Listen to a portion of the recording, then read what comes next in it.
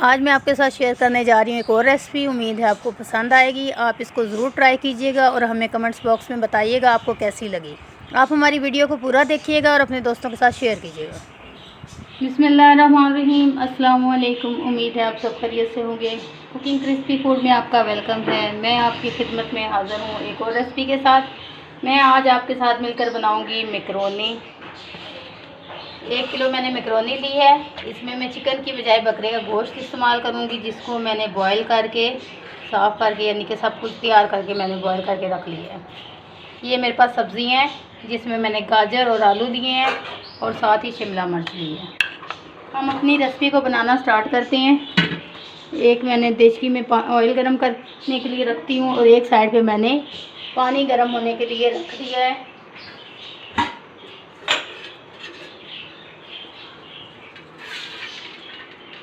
Cooking oil گرم ہوتا ہے۔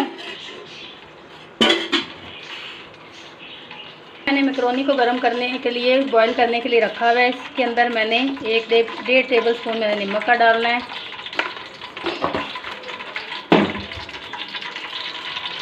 ساتھ ہی میں نے 1 بڑا ٹیبل اسپون آئل کا ڈالنا ہے تاکہ ہماری جو میکرونی ہے آپس میں چپکے نہیں۔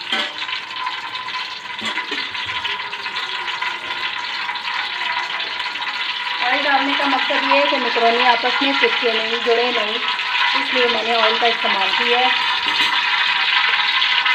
ادھر ہمارا آئل گرم ہو چکا ہے۔ اس کے اندر میں ادرک لہسن کا پیسٹ میں نے بنا کر رکھا ہوا ہے، اس کو میں شامل کروں گی اور اس کو 2 سے 4 منٹ تک اچھے طریقے سے بھون لوں گی۔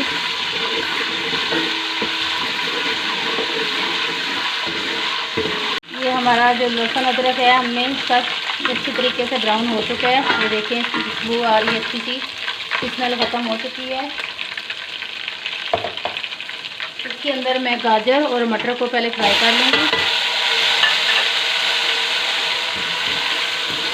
یہ تھوڑی سخت ہوتی ہیں سبزیاں، اس لیے میں ان کو پہلے سے فرائی کروں گی۔ گوشت میں نے پہلے سے بوائل کیا ہوا ہے۔ اگر میرا گوشت کچا ہوتا تو پہلے میں گوشت ڈالتی۔ گوشت کو میں نے بوائل کیا ہوا ہے، اس لیے میں پہلے یہ گاجر اور آلو کو ڈالوں گی اور تھوڑی دیر تک اس کو فرائی کروں گی۔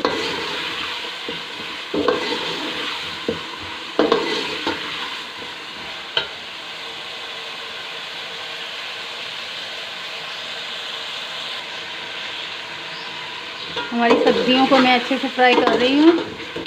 ساتھ ہی ادھر دوسری سائڈ پہ جو میں نے پانی رکھا تھا یہ بوائل ہو چکا ہے۔ اس کے اندر تقریباً 1 کلو میکرونی ہے جو میں اس کو شامل کروں گی، اس کو بوائل کر لوں گی۔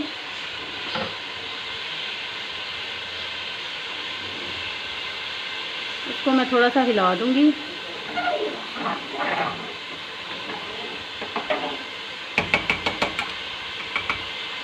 اور اوپر سے دم لگا دوں گی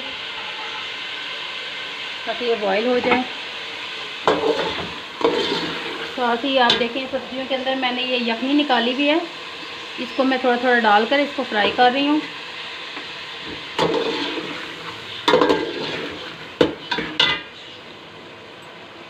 اب میں یہ گوشت جو میں نے بوائل کر کے رکھا ہے اس کو شامل کر لوں گی۔ اس کو اچھے سے میں ساتھ بھونتی رہوں گی۔ شملہ مرچ کیونکہ بہت جلدی گل جاتی ہے اور وہ گلی گلی لگتی ہے، ہم نے اس کو کھڑا کھڑا رکھنا ہے، اس لیے میں ابھی اس کو شامل نہیں کر رہی۔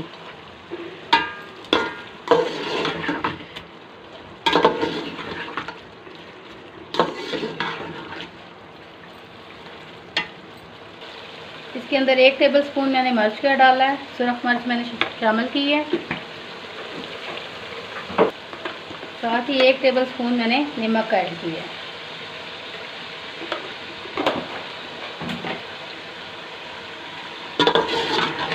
یہ مسالے ڈالنے کا ساتھ مقصد یہ ہے کہ جو مسالے ہیں وہ گوشت کے اندر اور سبزیوں کے اندر مکس ہو جائیں اچھے طریقے سے۔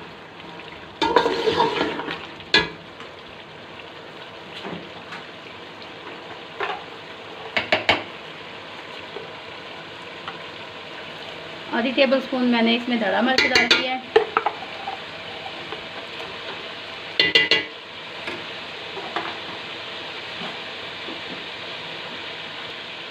اور 1 ٹیبل اسپون اس کے اندر چاٹ مسالے کا ڈالا ہے۔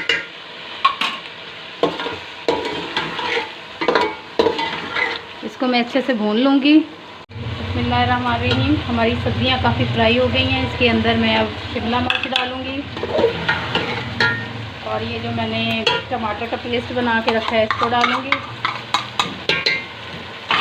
2 अदद नींबू का रस मैंने रखा हुआ है, इसको मैं अंदर शामिल करूँगी।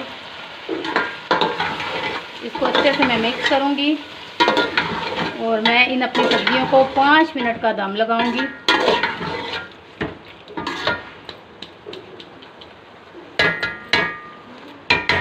और ये यखनी जो थोड़ी सी पड़ी है ये भी मैं अंदर शामिल कर दूंगी और 5 मिनट का चूल्हे की आंच तेज़ रखूंगी और 5 मिनट का दम लगा दूंगी।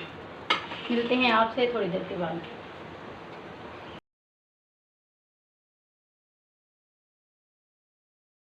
रहमानिर्रहीम, हमारी मैकरोनी बॉयल हो चुकी है, आप देख सकते हैं। ये इसको आप ऐसे दबा कर देखें तो गल चुकी है। अब मैं इसको छान लूँगी, इसका पानी अलग कर लूँगी।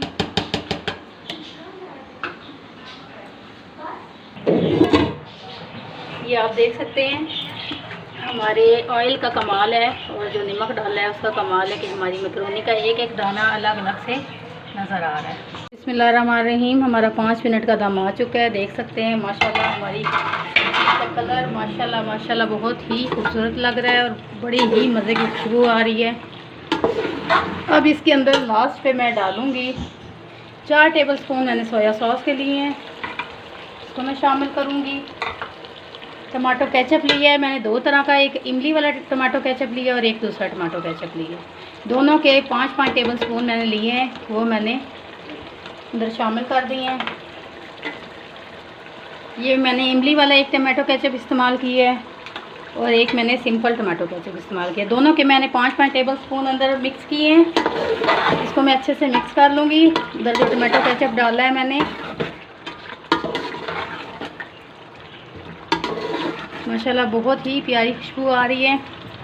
अब लास्ट में इसके अंदर जो मैकरोनी मैंने बॉईल करके रखी है ये आप देख सकते हैं, बिल्कुल एक एक अलग अलग इसका दाना है, कोई भी आपस में चिपकी हुई नहीं है। अगर आपकी मैकरोनी चिपक जाती है तो आपको परेशान होने की ज़रूरत नहीं है। इस पर आप ठंडा पानी डालें और चम्मच थोड़ा सा हिलाएं तो ये बिल्कुल अलग अलग दाने इसके हो जाएंगे।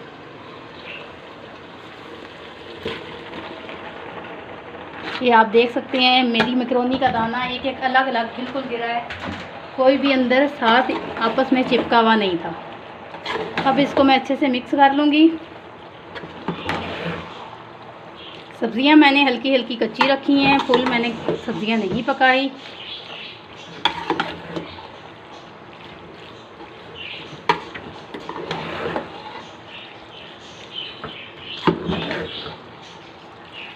अगर आप थोड़ा ज़्यादा खट्टा खाना पसंद करें तो आप इसके अंदर सिरका भी मिक्स कर सकते हैं। इसको अच्छे से मिक्स कर लें। बिस्मिल्लाहिर्रहमानिर्रहीम, ये देखिए हमारी अच्छे से मिक्स हो चुकी है मैकरोनी। मैं आपको इसको डिश आउट करके दिखाती हूँ।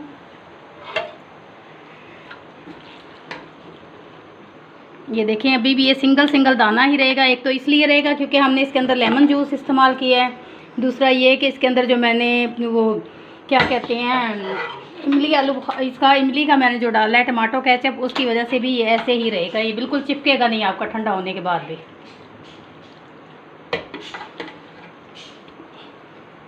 ये मैकरोनी कीमे के साथ भी बनती है, इंशाल्लाह मैं आपको ज़रूर बताऊंगी। ये देखिए माशाल्लाह बहुत खूबसूरत लग रही है और बहुत टेस्टी भी होगी। आप ज़रूर ट्राई कीजिएगा और हमें कमेंट्स बॉक्स में बताइएगा आपको कैसी लगी हमारी रेसिपी। आप हमारी वीडियो को देखिएगा, लाइक कीजिएगा, चैनल को सब्सक्राइब कीजिएगा, अपनी दुआओं में याद रखिएगा। जहाँ भी रहें खैर आफियत से रहें। अगली वीडियो तक के लिए अल्लाह हाफ़िज़।